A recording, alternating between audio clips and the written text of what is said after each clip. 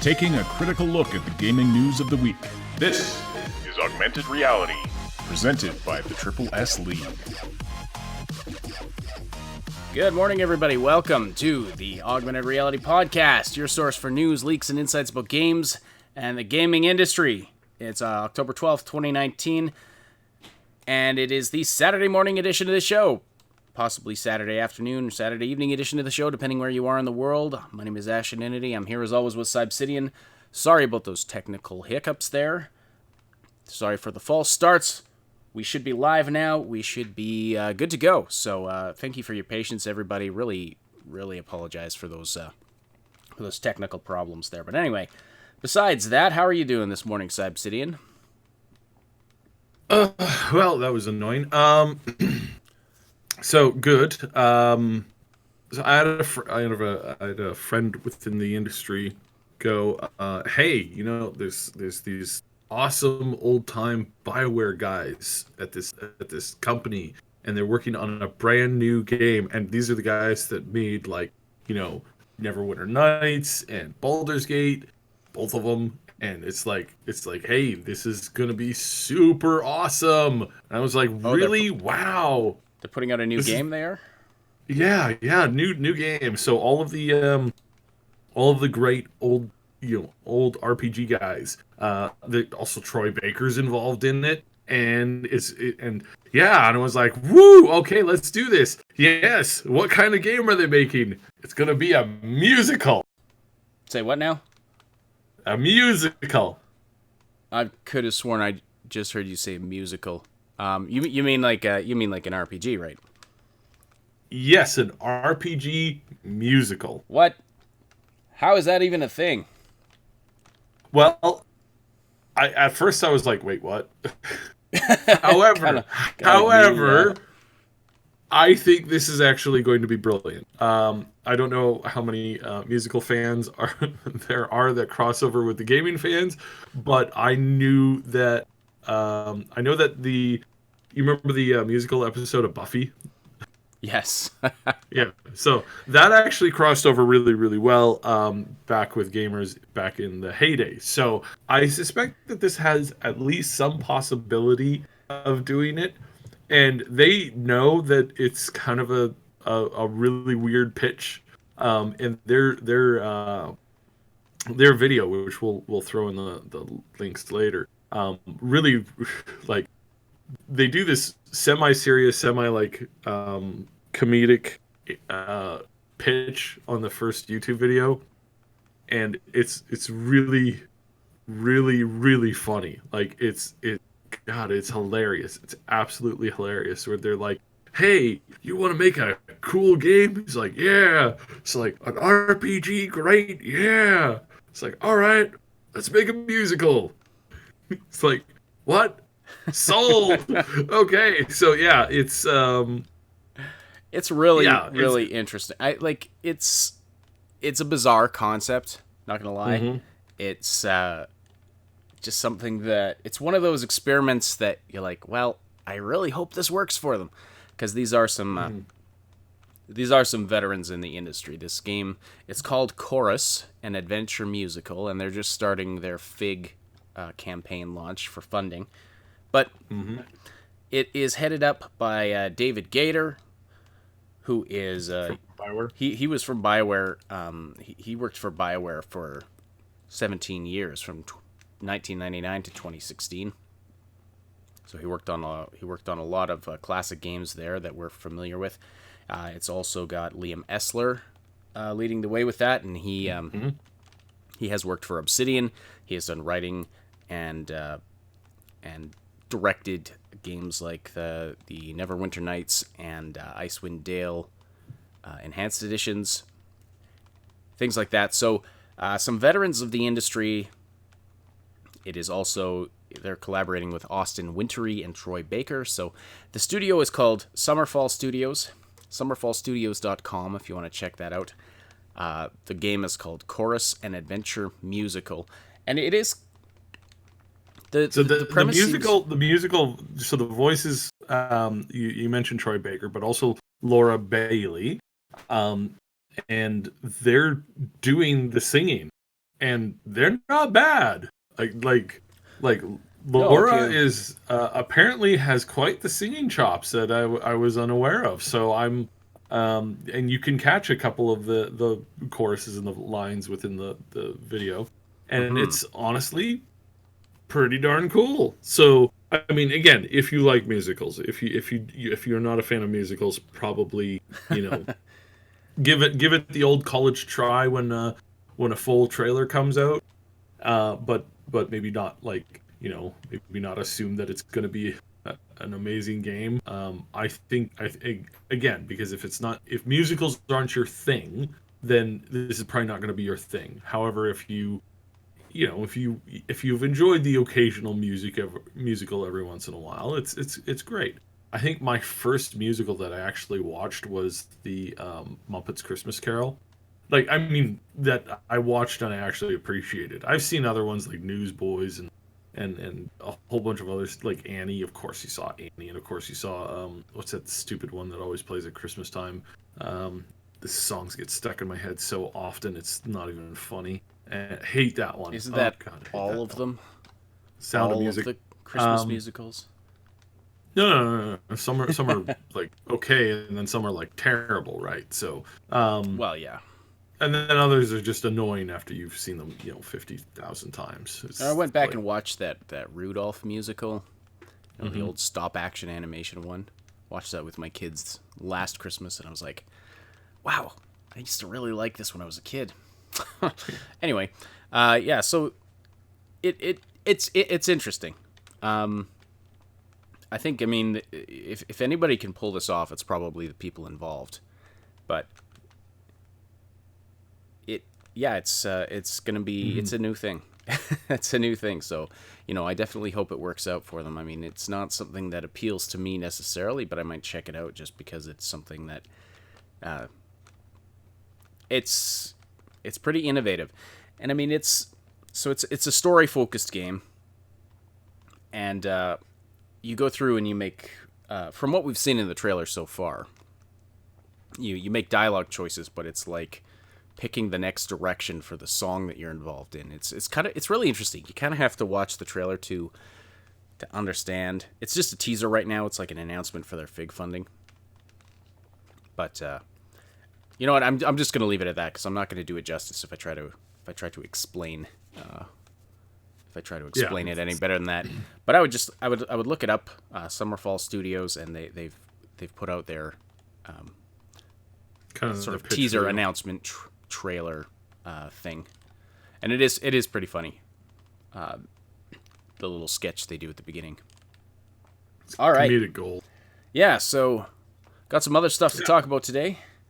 We Got some new Cyberpunk news fresh off the literally fresh off the press. This interview was done less than 12 hours ago. Was put up less than 5 hours ago, or a little bit more than 5 hours ago. So this is really really good news because we've got a bunch of like it's not a huge ton of stuff, but it is a good amount. So yes, there's and also then some little bit of bad news in here as well, but I'll cover that later when we're talking about the whole console thing. And it's not bad news for the game; it's bad news for the consoles. So, yeah, okay, the new consoles. the new consoles.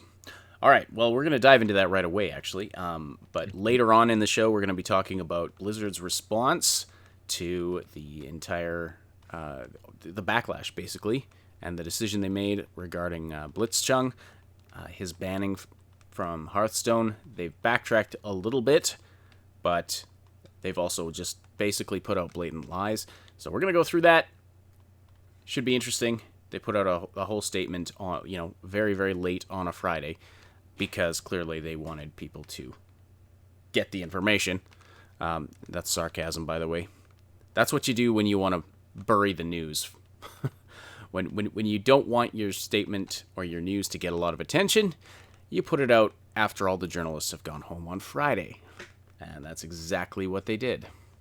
So, anyway, let's start with more fun and happier news. Let's talk about Cyberpunk 2077. So, of course, Cyberpunk 2077 is at PAX Australia right now. And they have a gameplay demo, and that's being shown there as usual. And so far, I mean, it's sounding like it's very similar to what we've seen already, what they've shown at other shows, but not a lot of information has come out. Yeah, but one thing that I keep hearing that this isn't exactly what they've shown in other ones. Not exactly. So whether or not that's what I'm saying. Yeah. That's what I'm saying. Yeah, there's some differences there considerably. Well, they're doing a live play, so there's going to be some differences just based on that. But we know there's at least some new things because we've seen, or we're being told about an ability called Demon Software, which I went looking and I couldn't find anything about this in previous news. So I think this is a brand new thing that we're just hearing about. Basically, it's been dubbed by some the stop hitting yourself mechanic because it's a way of hacking into enemies and getting them to basically attack themselves by hacking their cyberware. And then, for example, if a guy's got a cybernetic arm, you can kind of hack it and then make him punch himself to death or things like that. Could be some really interesting animations involved in that. I look forward to seeing what that's all about. But that's a pretty interesting mechanic. But I love that dubbing of it, the stop hitting yourself mechanic. They also talk about the nanowire. There's a bunch of articles talking about the nanowire abilities as if it's a new thing, and that puzzled me because this is not something new. It's not brand new. We've seen it. We've seen it at work. It can be used as a weapon, and it can also be used for hacking.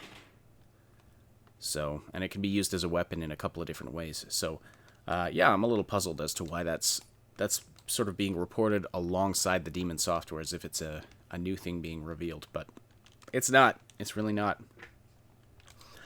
All right, but let's get into this interview. So Cyberpunk, of course, as I said, is at is it Melbourne or Melbourne? The Australian folks have a way of pronouncing it's Melbourne usually. I know. I watch an Australian guy. I hear it.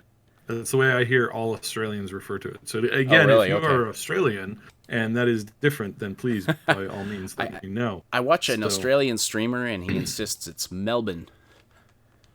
But anyway, CD Projekt Red's John. Really? Okay. Well, yeah. Let us know. Melbourne or Melbourne. So. CD Projekt Red's John Mames, head of the Krakow office, did an interview with GameSpot, and so we're going to go through this and find out what he had to say. So he talked about lots of different things, including Australia censorship, which is something we've asked about recently or had questions about. So yeah, this, like Saib said, this just came out, so we haven't had time to really parse through it. So we're just going to go through it, go through the article bit by bit. They have chunked it up nicely for us though, so it should be pretty smooth. So as far as potential Australia censorship, John says, I was concerned because I know Australia has issues with drugs and other things. The other thing is sexualized violence. Those two things can kill your product. But I've been looking into it over the last couple of days. It seems like we're safe. You don't get rewarded for using drugs in the game as far as they know. The player doesn't do any kind of sexualized violence at all where it's really tasteless. We wouldn't do anything like that. So it sounds like he's saying that the game is going to be safe from censorship in Australia. Notional says it's Melbourneaboo. No, Melbourneaboo. Saib is right in the pronunciation, says James Fullerton. Okay, Melbourne. All right.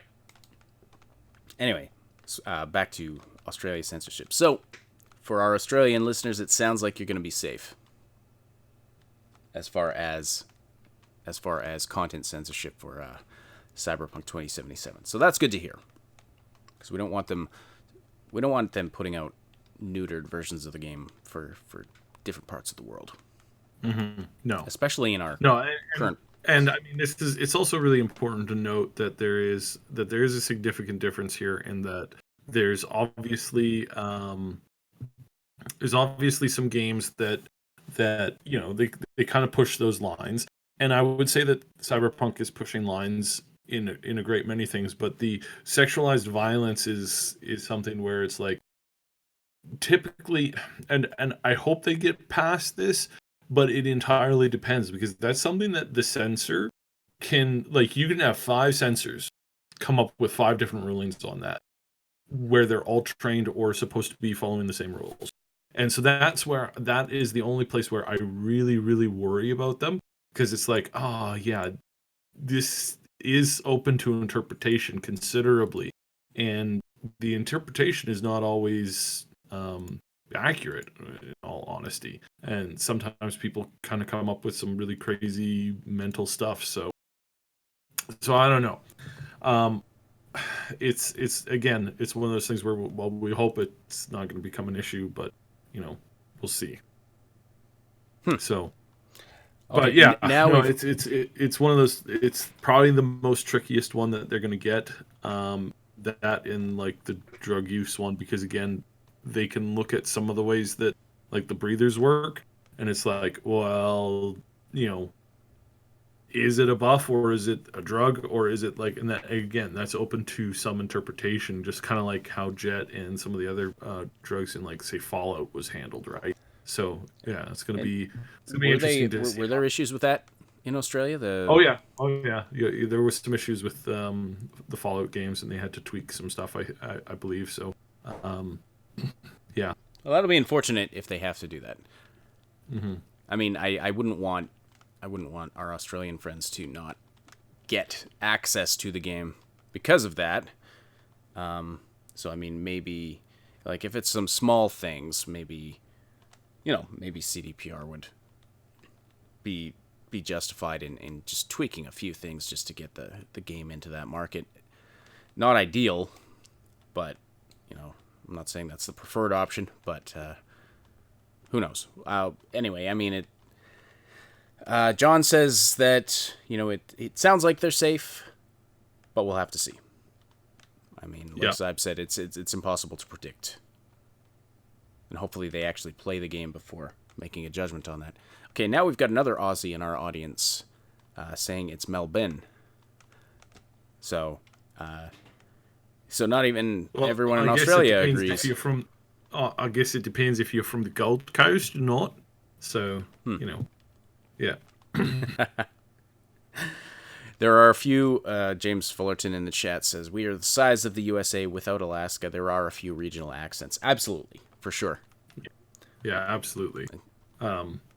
I can almost always pick out a Gold Coast from everybody else. Like if you're born and raised on the Gold Coast, there's distinctive difference between, say, if you're from Perth. So, and I mean, Ash has seen me pick this out in like a group of people. Just it is like scary. It is scary. We've been in public before, and talking to like cashier or something, and he'll be able to identify exactly where they're from, and they're like, "How do you know that?" It really creeps people out. By the way, I don't know if I ever mentioned. Yeah, I do. So anyway, all right. So anyway. The bottom line here is that Australians don't know how to say the name of that city, or they can't agree on it. We have the same thing happening here, though. You talk to somebody, from the East Coast and from the West Coast here in Canada. Sometimes you can't understand what the heck they're saying. Anyway, on multiplayer in Cyberpunk 2077. So John says, it's public knowledge that we want to make multiple AAA titles at the same time in the company. We haven't been able to now, but we're growing to a certain extent, and we might be able to do that in the future. At least we hope so. We'll see how well Cyberpunk does. It's not for me to say what they'll be.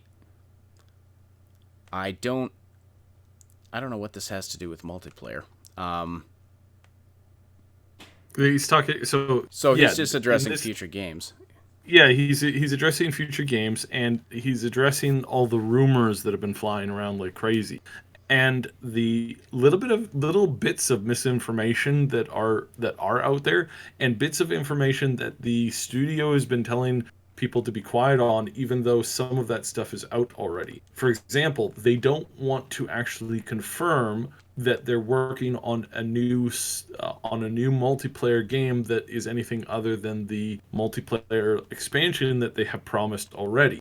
But Right. some people are still dancing around the subject. When I talk to some people over at cdpr, and I'm like, so what's the news on the multiplayer content, they're like, oh, I can't talk about that yet. I'm like, no.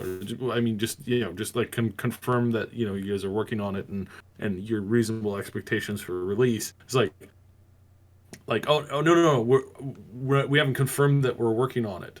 And I'm like, yes, you have. It's like, no, we haven't. I'm like, I'm pretty sure your boss has confirmed that you got it was a public announcement. I don't think so. And it's like, okay. Okay, well, that's fine. All right. I don't want to pressure you into thinking something that you haven't double checked yet. But yeah, there's some minor back and forth confusion. But the other thing that's also going on is like a lot of speculation as to what their next projects are, and this kind of, I guess, was kind of lumped in here with this because the way that he words it is really interesting. I also like The Witcher, and I'd like to keep making Witcher type games. But it could be anything, some new IP or some new licensed IP. Who knows? It's not decided yet. I can guarantee you it's a little bit more decided than what he's letting on there. It is, they know the next three things that they're releasing, following up they know two for sure. They know two of the next things that they're releasing, hands down. They're already, laying the groundwork and working on the technical aspects of those two games. We have reason to believe that actually is three, not just two. The ones after that, where you are starting to talk like possible Witcher game continuation, that again, it could already be under works, but we don't know that for sure yet. And or if that other project that they're working on is another title or another IP, and so he's kind of dancing around it and trying to keep it aloof. So yeah, Right. Yeah. I mean, there's only so much that they can say. There's only so much they're allowed to say. There's only so much the company wants to make public. So it sounds like he was asked.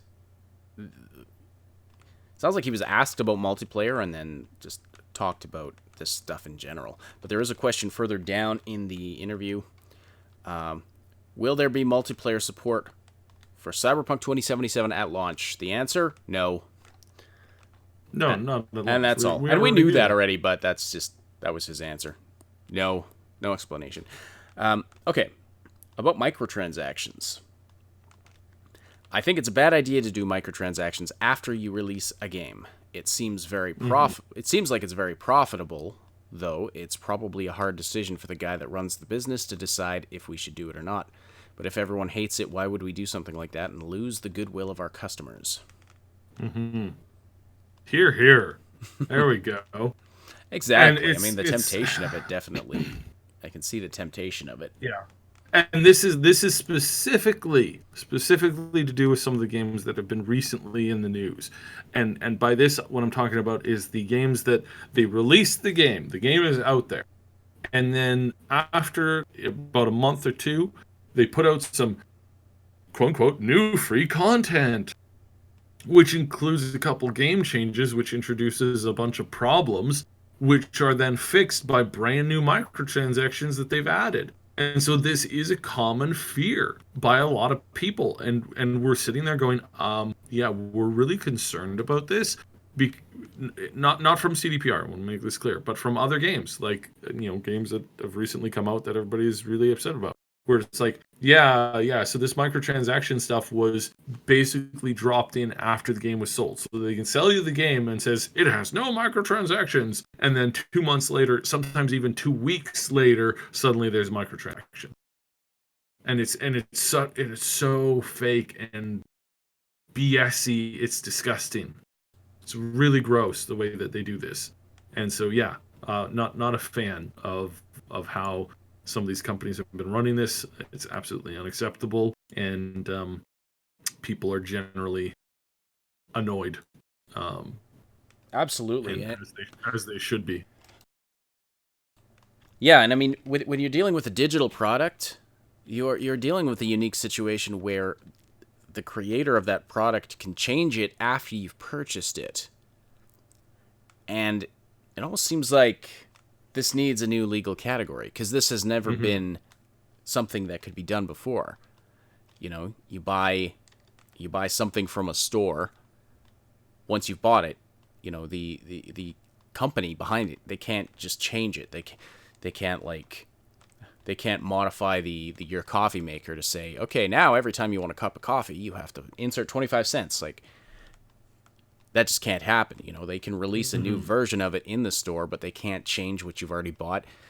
But now with digital goods, they could just do that, and they could just add in the microtransactions. They could just put out an update that just automatically goes through, and boom, you're done. You know, there you go. Yeah. It's screwy, and I mean, it's kind of a. It's very dishonest. We're paying for, you know, for the convenience that a service like Steam offers, or even just digital downloads in general. We're paying for it in the terms of the fact that they can just switch it off if they want to. You know, I don't know that would be legal necessarily, but I mean, you know, they can. It is within the realm of possibility. Like, if Steam just went away one day, how many of us would just be without all these games that we've purchased? Like, they'd just be gone. So, yeah, something to think about. It's we pay for convenience with more than just money. But anyway, on their post-release plans for Cyberpunk 2077, Mames said, The Witcher 3's free DLC with big paid expansions was a good model for us. It worked pretty well for The Witcher 3. I don't see why we wouldn't try to replicate that model with Cyberpunk 2077. We're not talking about that yet, but it seems like that would be the smart way to go. Except that they were talking about it. We've addressed this recently. That seems like the direction they want to go. They've at least been hinting about that. Mm-hmm. So they must be talking about it. Maybe it's because he's at the other studio. Maybe he's not hearing some of these conversations. Yeah. And again, it's like information always seems to be a little weird when it comes out from other people that haven't been interviewed before.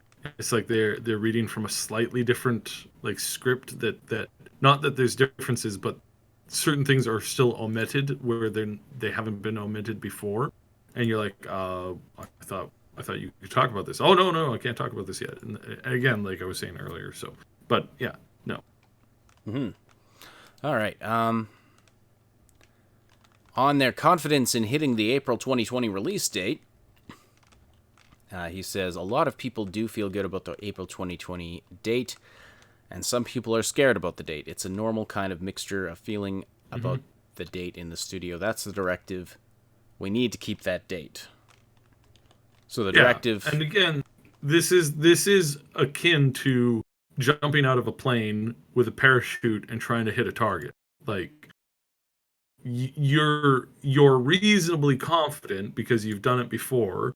You're really reasonably confident that you can land, say, in the middle of the, you're doing some kind of a big promo thing and you're jumping from a plane and you're landing in the middle of, say, I don't know, a giant football stadium, right? And, you're doing this for like I said, whatever, right? It's like reasonably, especially if you're really skilled, the pilot's been skilled, the weather conditions, like you can always hit that. But there are cases where you don't. There's cases where you overshoot, you undershoot, you get blown off course by something that you didn't realize was coming. There's a lot of different things at play here. And so we have to understand that calling the game, which they did almost a year ahead, where they're like, yes, this is the release date. It's reasonably good that they know that they're going to be able to hit that. However, if something random does come up and some kind of a delay happens, and like seriously, when I've been in these teams when they're analyzing this kind of stuff, and it's like, all right, so here's our list of current employees, here's what we're being able to pull, here's what we have left to do, here's our estimated time, here's our boss's estimated time, here's our workers' estimated times. You pull that in, you try to line it up, and then you're like, okay, good to go. But anything, even something so small as a flu bug going around the office can throw that off by a month.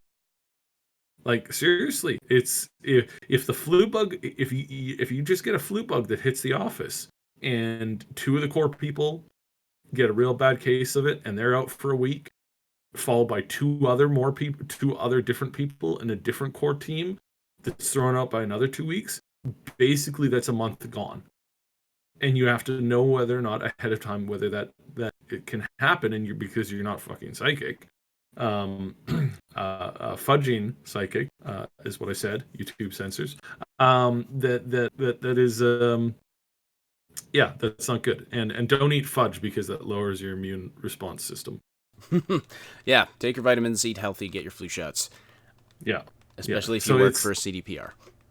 Yeah. All right. Yeah. Yeah, and so we've all said they do seem reasonably confident in this date. Of course, delays are always possible. Like, that's just the nature of the industry. Delays are possible, but they wouldn't have, knowing this studio, they wouldn't have put out a release date at all until they were reasonably sure they could hit it. And I think reasonably sure for them is quite a bit more sure than most studios. Yeah. And I will say the same thing that I say for every release. Expect bugs. Expect performance issues. The obviously it sucks when it's heavy and there's a lot of them, especially when it happens on like one particular thing and not the other two. Say it happens more commonly on the PlayStation versus the Xbox and PC. Like, those kinds of things are to be expected, and you can never ever assume that your opening week is going to be good. I've done so many MMO launches, I can't even count them all. Where it's like you show up, you book off time, you're excited to get going, and then it's a flip of a coin. Sometimes you're the only person in your group, your guild, or your group of friends that you're constantly looking at the login screen. For some reason, you just can't get past it. And the same goes for every other type of game. You can never 100% assume that everybody is going to have an easy time of it, especially when you're dealing with consoles that are this old. It's one thing when you're dealing with kind of a newer console and everything has been more or less tested and you're ready to go, and you're not relying on old hardware where it's like big differences. Some people's, the way that they take care of their machine is going to mean that it's slightly faster or slightly worse than the other person's next machine, and that itself can have a big effect on the gameplay itself. So it's a minor thing, but it actually does exist. And so these are the concerns that you want to, as a gamer, you go, okay, I expect this a little bit. I don't expect, Arkham, for example, on PC. You don't expect those problems. You don't expect the colonial aliens, marines problems. You don't expect that stuff because that's not normal. However, it does still happen from time to time. So yeah, yeah. So you No, just do what you can. I would have thought with older consoles, I would have thought less bugs would happen just because they've been through the ringer. They've been tested and had stuff worked out. The hardware gets more buggy. However, you're true. It's very true that the new stuff. So let's actually talk about the new consoles right now. Or does he? Actually, he goes on to talk about it's coming up. It's coming up. Yeah. So we'll talk about it. Okay. The next question is about the vibe at CDPR. Mm-hmm. And he says, everyone is working really hard right now because it's a tight deadline for us. The game is really big and large scope. We're pushing it to the wall. I guess the vibe in the office is there's always a level of excitement there based on results that we keep getting from conferences like PAX. And seeing people really excited about the game. So that keeps the hype up, but it also puts the pressure on. So that's kind of the vibe. You're in a vice in the way, which takes its toll on the team. But there is a healthy, extrinsic kind of pressure to make the team really excel. So that's good to hear. I mean, yes, lots of pressure, but they're staying positive. But yeah, I can imagine, like, there's the pressure for this game. People are so hyped for it that I imagine that there's going to be despite, like, regardless of how confident they are, regardless of how smoothly things go, there's going to be some anxiety when they're pushing up to that release date, and when they finally put it out, there's going to be there's going to be some worry, there's going to be some anxiety. So I hope that everybody can, just take a deep breath and relax and enjoy the process, despite all that. All right, he talks about Krakow's specific contributions. I'm going to skip that one for the time being, but of course you can read this article on GameSpot if you want. I am gonna just pass up on that one for the moment. Well, the scene system is pretty cool that he's talking about, but that's really kind of like super nerdy talk. So this is, I'll just briefly, because I know a little bit.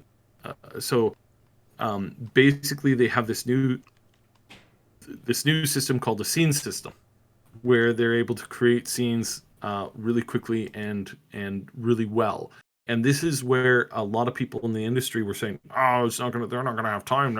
It's gonna be delayed. It's gonna be delayed because they can't possibly create all this cinematic stuff in the amount of time that they have." And this is where it's like, yeah, but you didn't know that they had this new system, and this is what they're using to make the majority of the cut scenes and the narrative scenes and the cinematic scenes. And this is actually a really, really full immersive tool that's being used, and it's pretty cool. It's like, I haven't gotten a good look at it by any stretch of the imagination, but I can tell you that it's something that most other companies don't have, because of the way that it's so easy and so simplistic to use. And you can see kind of little bits of it here and there in some of the stuff that they've been talking about over the years, and you kind of get this sense of what it's doing right now. So this is really cool. So yeah. And one of the things, one of their big expenses for this game has been research and development. Mm-hmm. So it's excellent to see that, something they'll have for games going forward. And this kind, the emergence of this kind of technology and the development they've done on this, the work they've done on their engine, is really going to make it possible for them to do what he was talking about before, working on multiple games simultaneously, and having the tools there to make that a much smoother process. Especially when it comes to narrative, it's like you guys don't understand. You could have a small studio make it. I was in the dentist the other day and I was watching this. Was like I want to say it was a Thai soap opera, but it was just drama, and I was like, how long is this show? And they're like, oh, it's an hour every day, and I'm like, there's barely any commercials. It's like, yeah, they barely have any commercials in it. I'm like, it's an hour every day. I'm like, how many episodes? Like, how do they make this? It's like, oh, it's one episode every day, and I'm like, wait, what? So that's 5 hours of edited content a week. How are you keeping up with that? And like, again, it's like that's not uncommon. Certain people in the industry can do that quite easy. It's pretty easy. It's like the scripts are basically being written on the fly. The actors are good and they're kind of going through it, and then they kind of like build everything off of it, and then they get a couple of breaks throughout the year. And it's kind of similar to what I think a lot of the game studios can do if they develop some really, really cool, cinematic tools and engines that allow them to basically create this stuff on the fly. And it's not that hard when to create, an hour of content a day. And then, you put that into into the course of a studio that's making two or three games every 5 years. It's like, yeah, you're you're potentially going to see a lot more narrative focus on new games coming forward, and this is something that is going to set apart, really good uh, AAA companies from other AAA companies where it's like they're just pumping out the same gameplay over and over and over again. So, anyways, little, little peek into that, and it's something to look forward to. Speaking of things to look forward to, they go on to talk about the power of new consoles, and John says it's going to be awesome. It's always cool to have new consoles coming out, and I can't wait to work on those things. We'll see what we can do with those. It's fun watching games evolve. They're looking more and more realistic, which is, I like working on games like that, he says. The more powerful the technology of the consoles, the more it is good for me as a game developer. So this is where we get into some of the news that I don't have, that I'm not using directly from CDPR. It's coming from multiple places, multiple studios. The PlayStation console dev kit has been in their hands for a while now. Some of them have had the early alpha version. Some people have had the beta version. That is basically the version that's being put out. Like if you were to be a AAA studio and request one a dev kit right now, the PlayStation one is a hot mess, a very, very big hot mess. Now that's pretty normal for alpha and beta console dev kit consoles to be a little bit messy, to have a little bit of bugs, but this is the worst they've ever seen it. And it is not, the fixes are not coming in like they've been hoping. Again, I'm hearing this from multiple people. This is not my opinion. I haven't worked with the PlayStation 5 dev kit. But from what I'm hearing from multiple people in the industry, this thing is a steaming pile of hot mess. And that there's a lot of problems with it. Now, I don't know whether the problems are technical or whether it's because there's so many features that they're trying to cram in. It's still a year away, so they might be able to iron out most of these things. But right now, I'm being told that this is the worst. This is the worst dev kit that they've ever had to deal with. Period. That the dev kit for the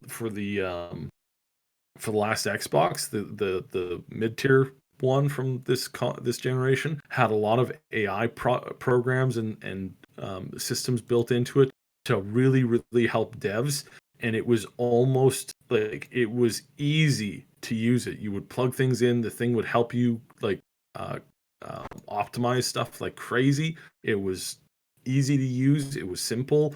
Everybody was having a good time with it. This is from what I'm hearing with the PlayStation right now. We're basically sitting on like we're not sitting in a good place. It is not going well at all. It's like they're constantly having to wrestle with it. That's bad news for the console. So I suspect that it may be delayed a little bit for when we get the upgraded version onto the next console for the PlayStation.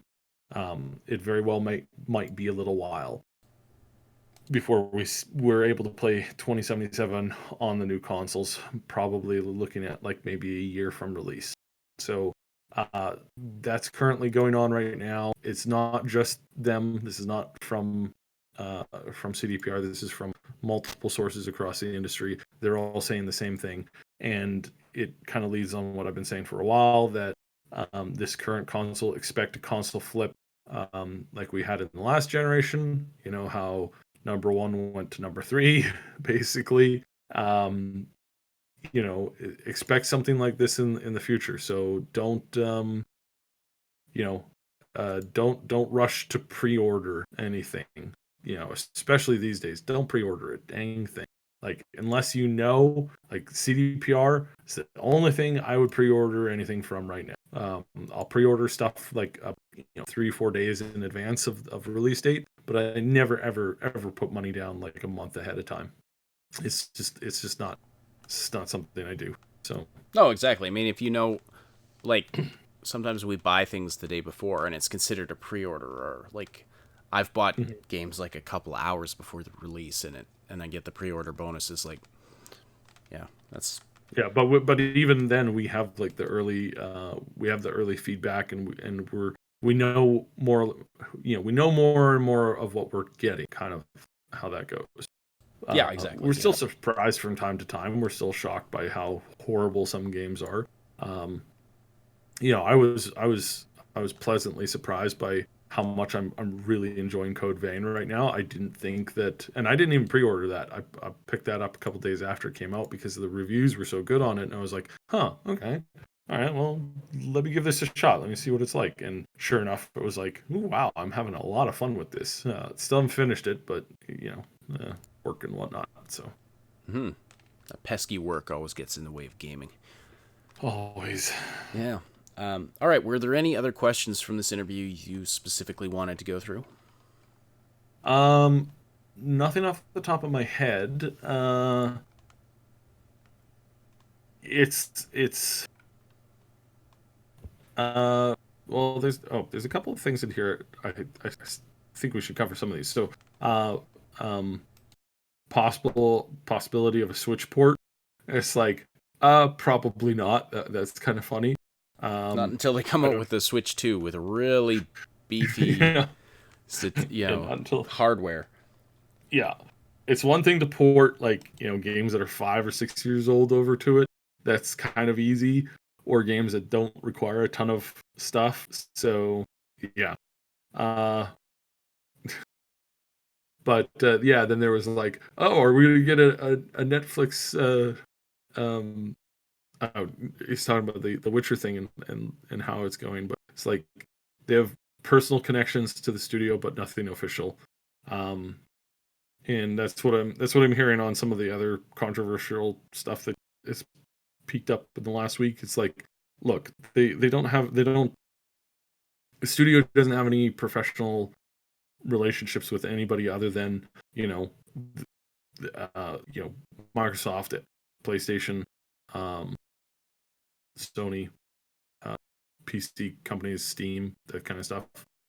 That's the only companies that they have a professional relationship with, and it are companies that are immediately connected to the games industry. They're not connected to any political parties or anything like that. So people can calm down. And then yeah, no, I think that's probably about good. So yeah, no, obviously I think we're, and again with the footage that's at PAX, we're hearing that it's slightly different. We might get new peaks and stuff.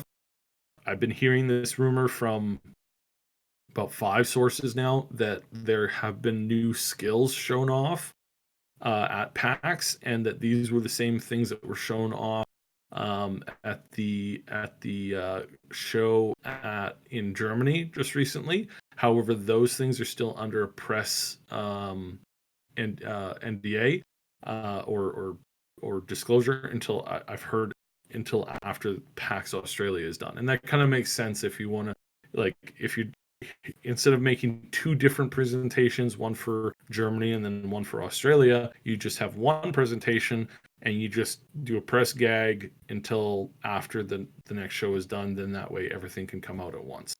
And then that makes the most amount of sense for everybody involved, and doesn't give favoritism to anybody in particular. The only people who have to write faster are people from Australia.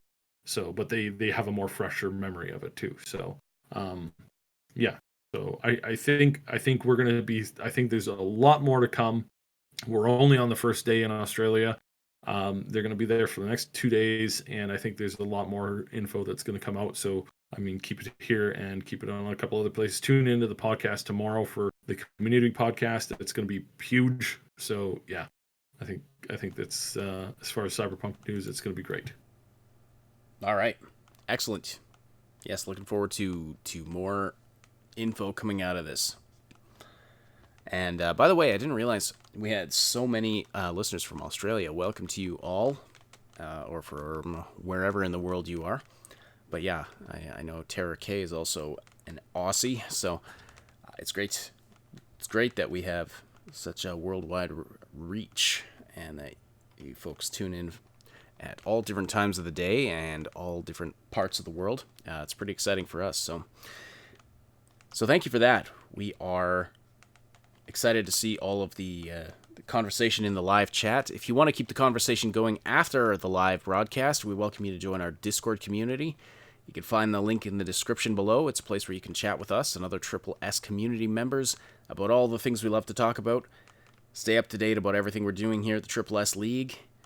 Click the link below to join, and be sure to say hi to us in the welcome channel. By the way, shout out to Neon Heart on our Discord server. Was the first person to notify us of this new interview article. I saw it, first thing when I woke up this morning. I saw that message from him, so thank you for that. We've got a great community that keeps us apprised of all of the news in the gaming industry.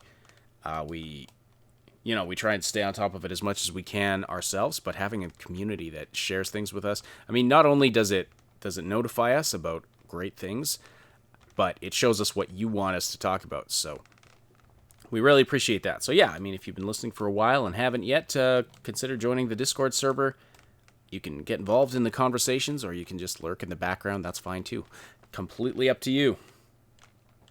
We love lurkers as well. I know there's always a bunch of people who listen in, I know, and who listen regularly, but never say anything in the chat. So we don't know you. We don't know your username. But every now and then I get a message from one that's like, "Hey, I've been listening for 6 months. Love the show. Never messaged before." That's always exciting. It's always really exciting. So, thank you all, regardless. So, yeah, we're so glad you're here. All right.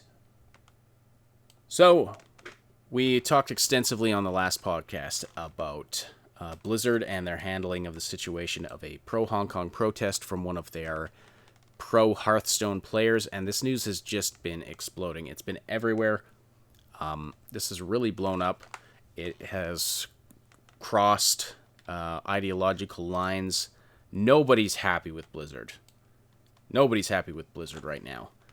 There are a few news outlets taking jabs at gamers, but which seems bizarre. Like this is mostly.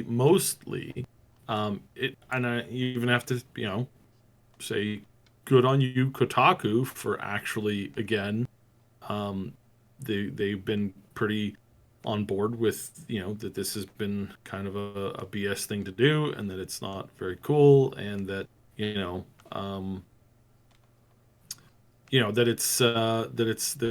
it's important. And I think there's some connection to the first episode of South Park this year, where you can kind of look at that and draw a little bit of correlation to why Kotaku is doing that. So that's all I'll say on that. But yeah, overall the response is really good. Yeah, and when I say just in the sense of go ahead. Yeah, just to clarify, James Fullerton.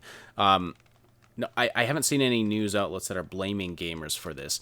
I've seen some that are taking the opportunity to make some jabs, though, saying, "Oh, look, finally, now gamers are coming out pretending that they've cared about this China-Hong Kong issue," or things like that. Just making jabs that fit their narrative. Yeah. So, go, seriously, for those people, it's go, Yeah, and it's duck. No, I mean, it's ridiculous. It has. I mean, the Blitzchung getting banned thing, that was a powder keg. It's not that people didn't care about this before. I will admit, I didn't know a lot about what the Hong Kong protests were actually about. I mean, I had a general idea, and this incident motivated me to go do some research on it, so I know a lot more about it now. But it's not that people didn't care before. It's that we see a company that is big in the industry, that it has made a very bad move. And so the backlash is against Blizzard. The backlash is not suddenly against, or not suddenly directly aimed toward what's going on in Hong Kong. Although, I will say, I think it has definitely shined a spotlight on the issue, which is a really good thing, and gotten people more involved, and gotten people to think about it a lot more. And that's not a bad thing. That's not a bad thing. I No, doubt these. it's I it's doubt these. entirely it's entirely a good thing, and like it's just it's way better than what the NBA is doing. Like seriously, the NBA is spineless cowards is not like spineless. Calling them spineless cowards is an insult to actual spineless cowards.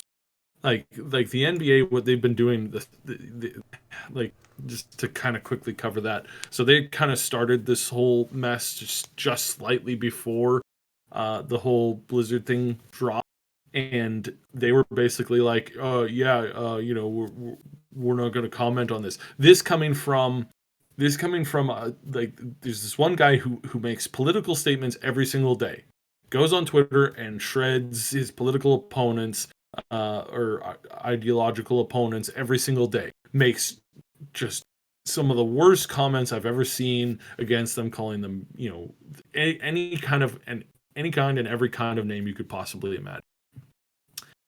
And then this happens, and it's like when he's addressed as to like the human rights violations going on, he goes, "Oh, I just don't know very much about their culture," and it's like, what? Putting people in concentration camps is not a cultural thing, you jack. Like, oh, how, like, really that's the thing, or it's like, oh, I don't have enough education to talk about the subject, and it's like, oh, really, but you got enough to like lambaste everybody else. I wonder if the difference here is money. I wonder if that's what's going on here. And again, the South Park episode just really nailed all of this stuff. Like I've got to say, it's like, I posted on Twitter yesterday or the day before. It's like when I was young, parents like forbade me from watching South Park. It's a dirty, rotten, nasty show. Right now, I want everybody to go watch that.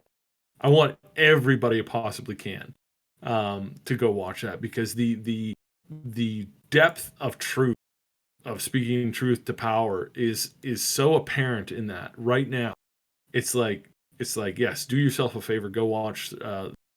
All 3 episodes are out right now, and it's like mostly number 2 and 3, but there's some contextual stuff in the first episode of the season. But and man, did they nail it right before stuff hit the fan? Like seriously, it's like I'm amazed. I am literally amazed to see how this is moving as fast as it is. And again, it's like I think I mentioned the other day. It's like we have somebody who's going to be joining the team, who's been doing some light stuff for us already, and she's going to be doing even more. And her family is from Hong Kong, and the issues that she sees every day is it's intense, it's hectic, and it's getting worse. And right now she's like don't want my mom to go back there right now, because it's just too dangerous. And it's like and because we've been outspoken, or because other people have been outspoken, it's like right now, like heaven forbid that you've been speaking out about this, because if you were to like fly to China, and then if you were to for whatever reason get diverted into mainland, and your plane was to land there, and you were forced to stay overnight there, in some cases you're going to disappear. And you go, that's ridiculous, that hasn't happened. Oh well, they just took about, I think it was 25, 22 of our English speaking teachers over there, and basically picked them up, and they're now in camps somewhere. These are Canadians that are teachers that have been picked up, and the reason why is, oh, they were selling drugs to kids. It's like, yeah, I wonder how much of that is true and how much of that is made up. I mean, sure, maybe like 2 or 3, but like I can't, like, I've looked into these people's past. They have no connection to anything of the sort. They've straight-laced people their whole life. Then they're gonna fly over to China, where it's like it's like a 30-year prison term for selling drugs to minors, and in some cases it's the death penalty. That's where they're going to suddenly go and start exploring with selling drugs to people. Really? Like, how stupid do you think we are? And this is why, this is one of the other reasons, one of many that I'm so fired up about this, is because it's like we it's it's infuriating because it's got a bit of a personal tinge to it, and it's not something that, it's something that people have to speak out about. And when you watch Blizzard basically kowtow to this in the most disgusting way, and the response that they gave last night was so fake. It's like, China had absolutely nothing to do with our decision on these matters. BS. And the fact that you didn't punish the kids from Texas who did the same thing, the fact that you didn't punish them, clearly shows that that's full of BS.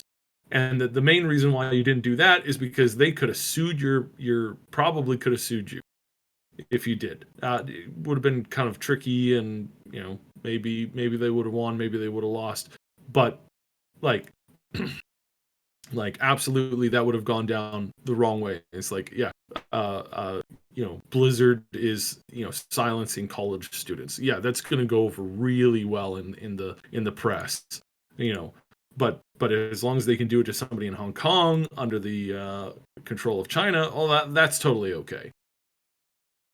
Did you want to read the Blizzard response? Do I want to? Do I want to brush my teeth with sandpaper? Do I want to slide down a water slide full of razor blades into a pool of iodine? No, but we will. We're gonna go through this. But yeah, like Saib said, this just comes off as fake humility and basically blatant lies about the topic, because they do claim in here that the content of the message and their relationship with China had no influence on their decision. They said that directly. The specific views expressed by Blitzchung were not a factor in the decision we made. I want to be clear. Our relationships in China had no influence on our decision. That's a lie. Yeah. Because that's a lie. We have, and we've had since before they put this out, we have the official statement they made in China, in Chinese, that has been translated by multiple sources into English now. And it says, basically, it says, we will always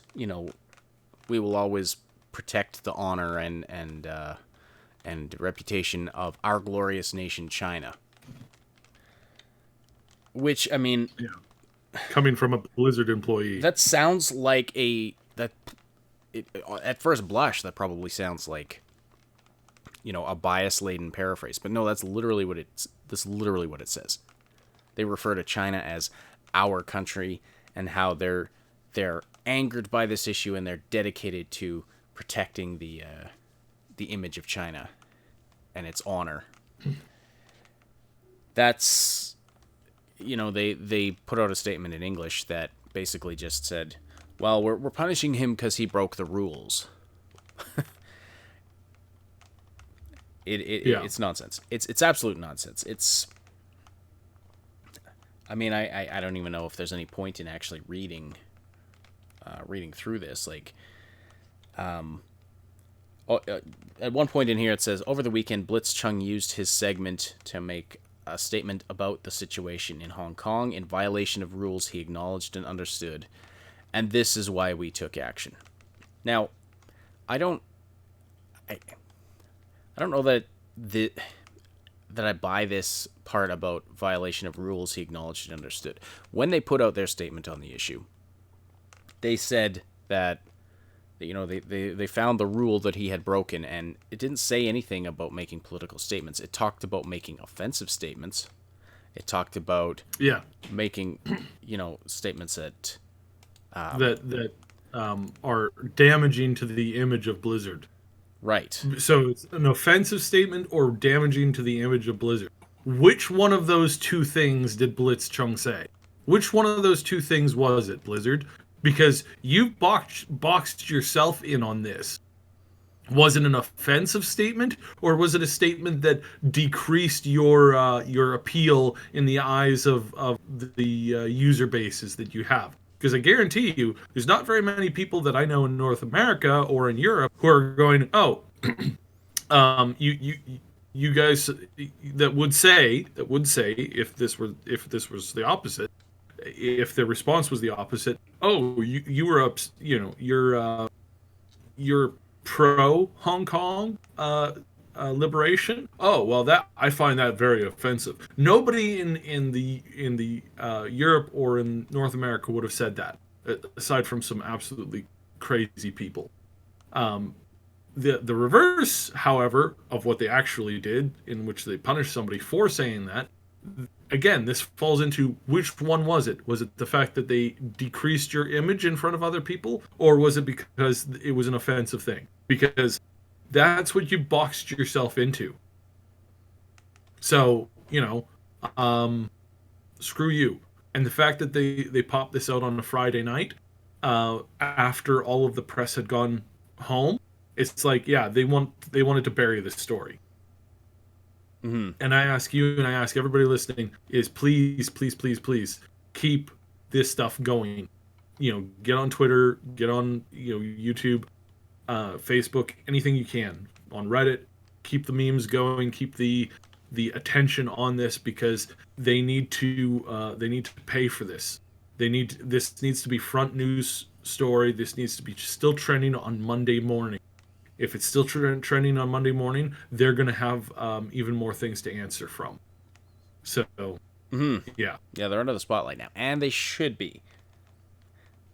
Because it's a scary thought that they're so... they're trying to play both sides of the field here. Mm-hmm. On the one hand, they're trying to say, yes, we're committed to freedom and Western values. On the other hand, they're literally saying, China, we are committed to you and your values. Well, you can't be both, because they're diametrically opposed. They are contradictory. You can't be both. It's not... what I did? You know what I did last night? I fell asleep to a 30-minute loop of Liberty Prime quotes from Fallout. Because I was gonna. Yeah, and it was funny, and so there's a couple cosplays that we're hoping to see at Blizzard at BlizzCon in a few weeks here. I would seriously. So I think it was quartering or something. It was it's like I am willing to go in a full costume of Winnie the Pooh, wearing a red shirt with the Chinese flag, on it. It's like, I'm willing to do this. Let's make this happen. Or and as I think, I can't remember who else suggested this. I think it was Michael or from Legacy Killer. He's like go there in a full cosplay of Liberty Prime and just start shouting his lines from from the character from the game. Because again, it's like that would just be pure comedic gold. The other things that are going on, so every year at BlizzCon, they have a lineup of people who are able to ask questions and talk to people directly during these big panels, these big displays where they announce the games. This is where you had the "don't you guys have phones" and all this. I'm going to make a prediction that a whole bunch of other people have been, and we've been hearing, is that this year there'll be no questions from the audience. Oh, really? Big surprise. Nobody at BlizzCon is going to be able to get up and ask any of the devs anything.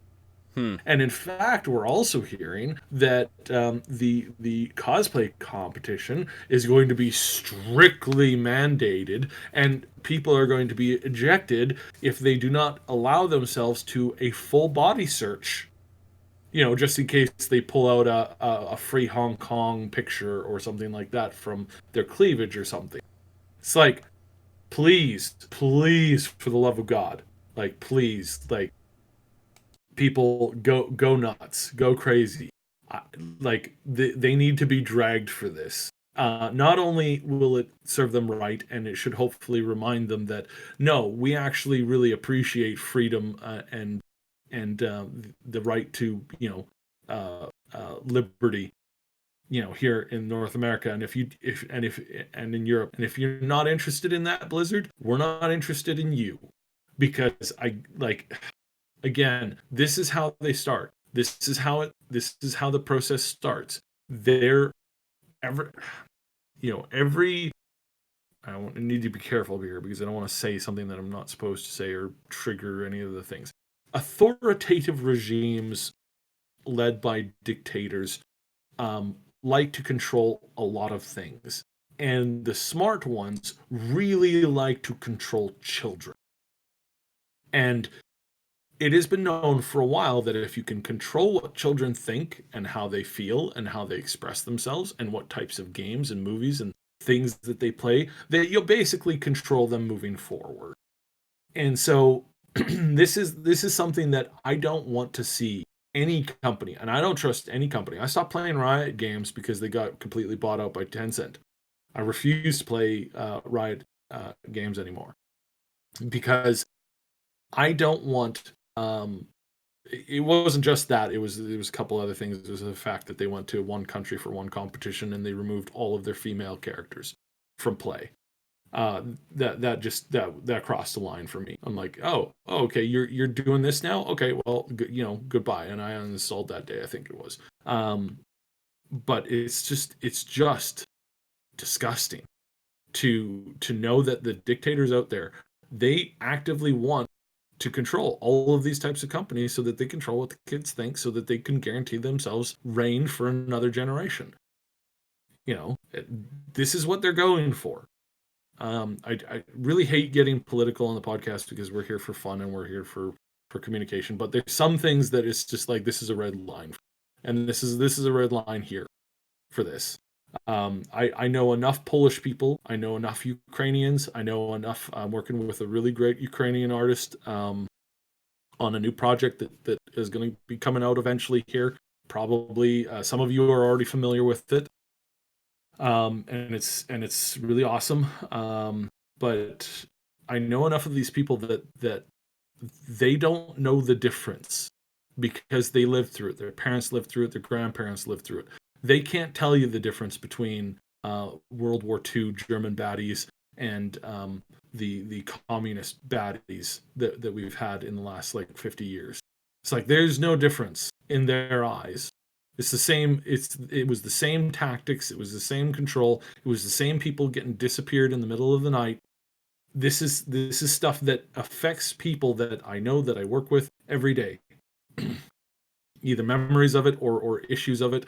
One of the first games that I worked on as a full partner was built by a guy who lived in a country, and this is why I can't talk about it. He lived in a country where it was penalty of death to make the type of game that he was making, and this is why we don't talk about it.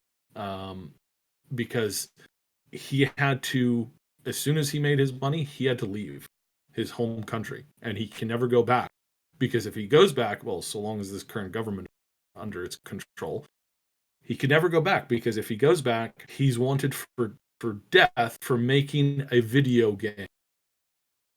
A video game that's based in fantasy, wasn't political, had no political leanings to it, nothing like that. But if he goes home, he gets executed. That's the level of stuff where this really happens today. It's not something from 50 years ago, from 60 years ago, from 70 years ago. No, this is stuff that still goes on today. And red line in the sand, I'm not willing to stand by and let this stuff walk. And I'm not willing to let Blizzard walk on this stuff. It's like you're either with us or you're against us. You're either full on with the Chinese party, which, and again, the Chinese party is not Chinese people. The Chinese party is maintained and controlled by about 90 million people in a country of 1.4 billion. And these 90 million people have such a control over the rest of the population that there is no hope for them. They even have words for feeling hopeless. There's nothing that we can do about this. We just have to live with it because there's no way that we can get control of our own lives from the people who run our lives. There's an actual singular word that is translated that translates that whole meaning into a single word in Chinese. And and because it's normal everyday life there. So Blizzard, you're either with us or you're with them. Make your choice. Yeah, exactly. I mean, well said. There is no room for fence sitting on this. There are times when you come up against ideas that are just completely incompatible. You know, and I don't want to go too far down that trail, but you can either do what. And I was really disappointed this year because there's such a good lineup of games coming out down the future. But as you were saying, it's either this or this is the red line. Yeah, this goes far beyond Ubisoft censoring some gambling imagery or something like that. Like they're making it real. They're bringing it into the real world. This is far beyond just like, oh, certain country doesn't like skeletons in their games, and so we're removing that. I mean, that's annoying. That is minor, though, compared to what we're talking about here. So absolutely well said. We don't like to get political, but there are times when it overlaps. And like I said, this has transcended gaming. This has transcended ideological lines. This is blown up, and I want it to blow up further because, I mean, they wanted to make an example of Blitzchung. I want to make an example of Blizzard, so that other companies don't pull this crap. Yeah. I heard a pretty good example yesterday. If you want to know why the NBA is doing this, it's not so much the NBA. I mean, there's a lot of reasons for them doing it, but the people who are really pulling the strings behind those decisions with the NBA is Nike. And Nike is one of these companies where it's like I haven't bought a Nike shoe since I think the last time my parents bought one for me when I was about 8, and I have stayed away from that company ever since. This is a company who back in the 90s and the 80s were caught using child labor at paying them less than I think it was 50 cents a day back then. 50 cents a day. It's like, and they do these other things too. There's a couple things that happen in that market that are kind of really pissy. I'll give you guys one because this is actually really interesting. And there's been this really amazing lady who I do not remember her name off the top of my head. She's from Africa. I can't remember exactly which country. It's from one of the eastern ones. But they're trying to make shoes. They're trying to make shoe companies because making shoes is actually pretty simple. It's like making clothes. It's like you don't need a state of the art facility to do a lot of this stuff. You just need kind of basic stuff. And they start making shoes, and they start becoming a good shoe company, and they start being able to hire more employees and starting to pay them more and all this kind of stuff. Then one of these big mega shoe companies will come in, and they'll give away shoes to everybody in that entire country, bankrupting the people who actually make shoes. And you go, but they're giving away shoes. Isn't that a nice thing? Well, no. Yeah, they're sure saying, oh, hey, look at us. We're so nice because we're giving away all these shoes. But what you don't understand and what you don't see and what you don't understand when they're doing this is they're killing potential competitors right there and then. how are they going to get they're never even going to ship out more shoes out of the country, let alone make shoes for their own people living in that country. And so some of this stuff, you really have to pay attention to what some of these big companies do for charity, because these people laud this as a beautiful, wonderful charity. And every time this happens, you have business owners, people on the ground in these countries saying, please stop. Please stop. You're killing our industries. You're killing our ability to manufacture things for ourselves. And it's not about making money. It's about growing their own country, growing their own stuff. It gets really complicated, I know, and I'm not going to focus on this too much, but it's like just be aware.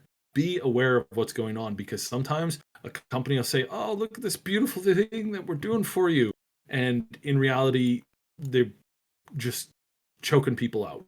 It's literally what they're doing. So yeah, please, yeah. Anyways, Well, interesting stuff. And again, this comes back to like some of the stuff that I work on in free time. So anyway, Blitzchung's suspension from Hearthstone competitions has been reduced to 6 months. Mm-hmm. And his money was paid back, which was good was it? on Okay. you. Yeah, so they are giving him his money back. And last night, this was on Quartering. Mark Kern was there, and they were going through this. Mark Kern, obviously former lead developer from Blizzard, created WoW, was the lead developer for that. And he was saying is that yeah, that was probably something that they were. It's probably something that they had worked out with Blitz ahead of time before they made this statement. It's probably why it took a little while. Again, don't agree with everything to do with this, but yeah, interesting. Right. Well, he had an interesting theory about this. First of all, he pointed out, this is Mark Kern. Yeah, Mark Kern. Former Blizzard developer who was, he was the lead developer on World of Warcraft, was he not? Back in the day? Yes. Yeah, I just said that. lead developer on World of Warcraft. Truly one of the great game developers of the time. Follow him on Twitter. He's always got fun stuff to say. But his theory on this, he pointed out that a little bit of a firebrand, but I mean, you forgive him for that stuff because he actually has backbone. And he's working on a new game, Ember. It's spelt with an 8 in there, I think. Let me just make sure. Sorry, keep going. Well, I mean, he pointed out how late they released it on a Friday, first of all, but then he also, his theory on it, and I mean, having worked at this company specifically, I'm inclined to give his opinion some weight here. The Blizzard's response starts with some pretty boring corpo speak, fluffy stuff. Then in the middle, they get into the specifics, and then at the end, there's more fluffy corpo speak. But basically, it's near the end, they talk about how, how they're changing their ruling on the Blitzchung situation a little bit. And he thinks that the whole thing is designed to just get people to skip to the end, to see the fact that, we're backtracking, we're reducing his ban to 6 months. And the two shoutcasters, by the way, Blizzard had completely cut ties with them. Now they're only suspended for 6 months as well, which it's still baffling to me that they got punished for this situation. But anyway, his theory is that it was just designed to get readers to skip to the end and then feel good, and then everything about the situation would just go away. But of course, it's not going to go away, because that's not how the internet works, and I can't believe game companies have not figured that out yet, or any companies have not figured out that when you put something like this out, it is going to be dissected and scrutinized, and then put out for all the juicy bits are going to be put out there for everybody to see. Yeah. So this was something that I want to point out here is that Mark, he's got a lot to say on this topic with Blizzard. He's got a lot to say on the topic of China. He was born in Taiwan. He is ethnically Chinese. He has every right to be the lead on stating this, not only from the perspective of his country, but also the status of his ethnicity as well. And I've seen a lot of people pushing back on this, going, "Oh, he's just a loudmouth, blah blah blah." It's like by whatever rules this stuff runs by these days, he's got every right to speak on this stuff. So yeah, I just want to point that out because I've heard and seen a lot of people going, he doesn't deserve the right to speak. It's like, then who else would in this scenario? Like, seriously, who else would have the right to speak on this issue? It's like, good Lord. Absolutely. There's nobody who has better bona fides than him. Yeah. As far as he also pointed out exactly. he also pointed out that Red 5 and Firefall, which was a failure of a game in every capacity imaginable. Firefall was unfortunately the one of the first targets for Chinese infiltrating and control, and he wrote on this that he just recently started to publicly speak on this. He was basically removed from that game, which he was leading at the time, because he wouldn't kowtow to taking Chinese bribes, and he was removed primarily because of that. And then Firefall immediately started to sink following this. Firefall is one of these things where it's like, we really should do a breakdown on that, because I was really, really involved at the time in both the project and like the goings on behind the scenes and all this kind of stuff. It's one of these absolutely crazy scenarios where it's like, yeah, you've heard that, oh yeah, Firefall got trapped in development hell and then it ultimately died. It's like, no, there was so much more there going on. There was so much more going on there than meets the eye, and even people who assume that they know about this situation didn't know about half of this stuff that was going on behind the scene there. So yeah, it's a very interesting story. But anyways, sorry, I digressed. Well, that's all right. I think that we've said what needs to be said about this. So it's going to still be a developing story. Interesting to see what's going to happen next week. And I've certainly got a reason to tune into or pay attention to BlizzCon this year, just to see the kinds of meme-worthy stuff that happens. But yeah, I think they're probably sweating right now. They're probably sweating and just hoping this dies down before BlizzCon, but it's not going to. You don't understand your audience if you think this is just going to go away and that people are going to be cheering for whatever you announce next, in a few weeks. When is BlizzCon anyway? It's early November 5th, okay, I believe, is when they're starting that. So right. Yeah, it's going to be really interesting. And also, actually, let me just double check the date on that, because this is, I believe this is not quite. Sorry, it's beginning on November 1st. I was like, if it started on the 5th, then that would just fit so perfectly with remember the 5th of November, yeah. The gunpowder treason and plot. And that would just be too awesome. But no, it's November 1st, November 2nd. They're going to be showcasing a whole bunch of new games, a whole bunch of new content. But people are already planning a massive protest at BlizzCon, and the way and some of the things that they're planning, really interesting. So this is going to be huge. I cannot wait to see what goes on down there, because it's going to be awesome. And I doubt that everything that's going to be done is going to get on cameras. Please, people, have your cameras out and ready to record if you are going. This is going to be a very, very interesting BlizzCon. So yeah, it'll be It'll be cool. I think the best thing that can happen also with this whole my thing where they're making her the face of the fight for freedom for Hong Kong.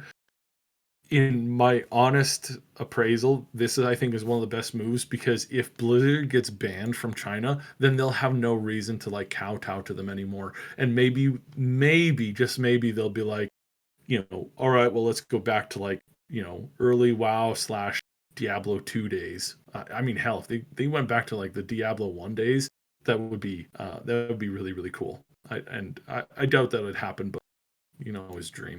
Mm-hmm. So we got people in the chat saying, don't let it die out before BlizzCon. Keep the flames fanned, and we will do our best. Need your help with that, of course. Keep the pressure up. Keep the hashtags going. Yeah, I was talking with one person. He's like, I was going to cancel my ticket to BlizzCon, but then I realized, hey, if I'm already going, I should go and protest there. And I was like, yes, do it, 100%. You got it, man. Yeah, like, exactly. Yes. So, all right. I think that's about all we have for today, though. Is there any final words, Syb? No. Again, we hate getting political, because we're here to relax and whatnot, and trust me, like, I mean, I spend most of my days going through political stuff and talking to political people all day long. This is the last thing I want to talk about on the podcast.